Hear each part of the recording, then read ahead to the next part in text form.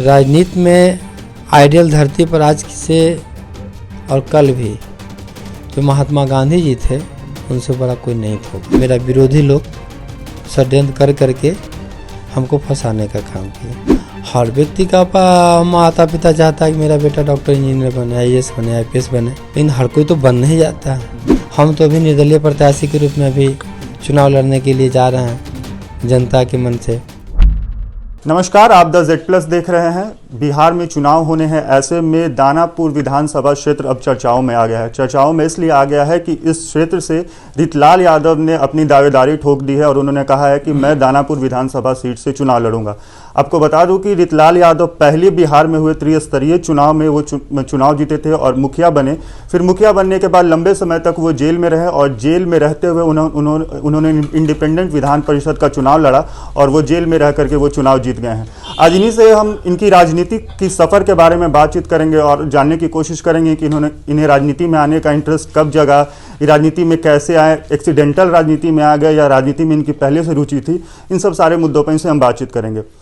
Sir, सबसे पहले सवाल होगा कि राजनीति में आना क्या एक एक्सीडेंट था या पहले से आपका प्लान था? मेरा कोई प्लान नहीं था। जनता के दुख दर्द को देखते हुए मेरे मन में भावना जागा, लोगों ने प्रेरणा दिया। मेरे एक बड़े भाई थे, आज राजनीति में हम हैं तो उन्हीं के प्रेरणा स्वरूप है। कौन है वो?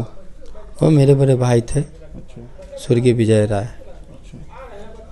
दुर्भाग्य है आज मेरे बीच वो नहीं है। ये मेरे बदनसीबी है, वो आज मेरे बीच में नहीं है।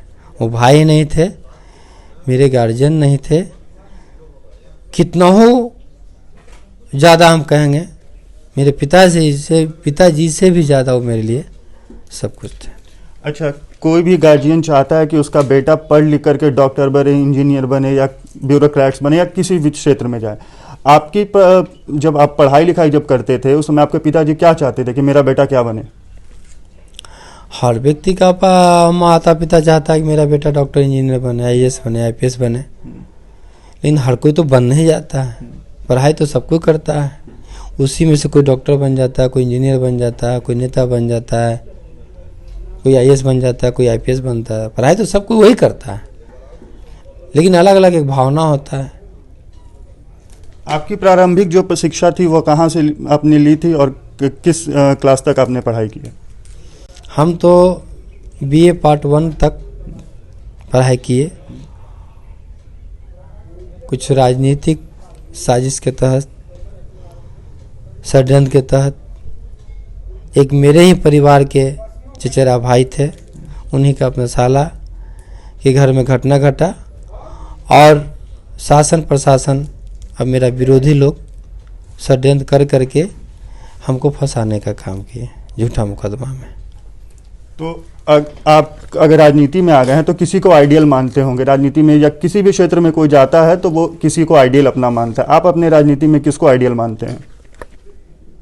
देखिए, राजनीति में आइडियल धरती पर आज से और कल भी जो महात्मा गांधी जी थे उनसे बड़ा कोई नहीं होगा, लेकिन हर व्यक्ति का अपना अपना क्षेत्र होता है मानने के लिए। लोहिया जी भी थे, बहुत से लोग हैं। अगर बिहार की राजनीति की बात करें तो यहाँ पे आप किसको बेहतर नेता मानते हैं? नीतीश कुमार, लालू यादव, पप्पू यादव और बहुत तरह के तमाम जो नेता हैं उसमें किसको आप बेहतर मानते हैं? देखिए,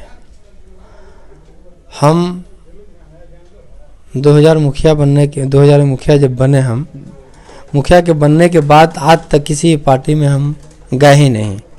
हमको कोई पार्टी बुलाया ही नहीं। क्यों नहीं बुलाया?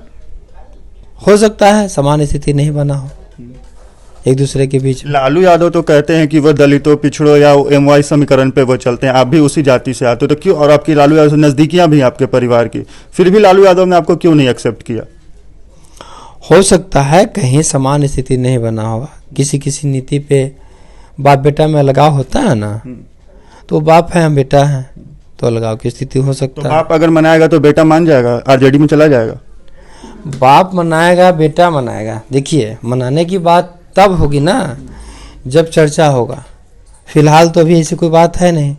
हम तो अभी निर्दलीय प्रत्याशी के रूप में अभी चुनाव लड़ने के लिए जा रहे हैं जनता के मन से। जनता हमको चुनाव लड़ने के लिए बोल रही है। कल भी जनता के आह्वान से हम चुनाव लड़े थे, आज भी उसी के आह्वान पे चुनाव लड़ने जा रहे हैं।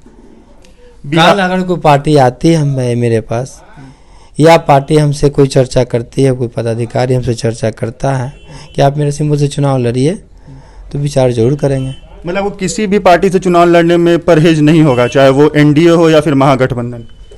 वो पार्टी से बात करने के बाद विचार किया जाएगा। अच्छा, चुनाव में आपका एजेंडा क्या होगा, मुख्य एजेंडा क्या होगा? मेरा एजेंडा वही है जो अभी तक पूरा नहीं किया गया। 15-16 साल से जो यहाँ का प्रतिनिधि कर रहे हैं, उनके माध्यम से पूरा नहीं किया गया है। आज इतना ग्रसित हैं लोग जल जमाव से, इतना तरस हैं पीपा पुल खुल जाने से, दियारावासी लोग, वर्णन नहीं किया जा सकता है। चलिए, 2 सवाल होगा। एक, आप तो राजनीति में आ गए हैं, राजनीति में लंबे समय से, क्या अपने बच्चों को राजनीति में अपलाएंगे? ऐसा भविष्य बताता है ना, हम आप कह सकते हैं। हम कब कहाँ थे कोई जानता था? नहीं। कल हम कहाँ रहेंगे कोई जानता है?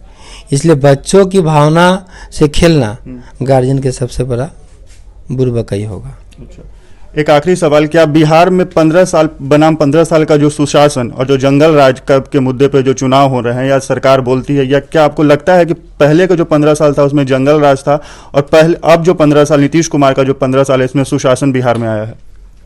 देखिए, हर व्यक्ति अपने अपने असर से विकास करता है और अपना अपना डबली और अपना अपना राग अपनाते हैं। हम किसी पार्टी में हैं नहीं, न किसी पार्टी का विरोधी है, न कोई हम पक्षधर हैं, लेकिन मेरा सभी पार्टी विरोधी है। इसलिए तो हम निर्दलीय चुनाव लड़ रहे हैं। तो समय आएगा, चुनाव जीतने दीजिए तब। तो आपने सुना, ये रितलाल यादव थे। इन्होंने तमाम मुद्दों पर हमसे बातचीत की, और जब हमने इनसे पार्टी ज्वाइन करने की बात कही या फिर नेता चुनने की बात कही, तो उन्होंने खुल के कुछ भी नहीं बताया कि किस पार्टी का समर्थन करते हैं। ये एक मिडिल लाइन पे अभी खड़े हैं, जिसे कहा जाए कि दाहिने और न बाएं, वो बीच में खड़े हैं। खैर, बिहार चुनाव से जुड़े और भी अपडेट्स हम आपके साथ लेकर के आते रहेंगे, इसलिए ज़रूरी होगा कि आप हमारे चैनल को सब्सक्राइब कर लें, और अगर ये वीडियो आप हमारे फेसबुक पेज पर देख रहे हैं तो हमारे पेज को लाइक करें और फॉलो करें।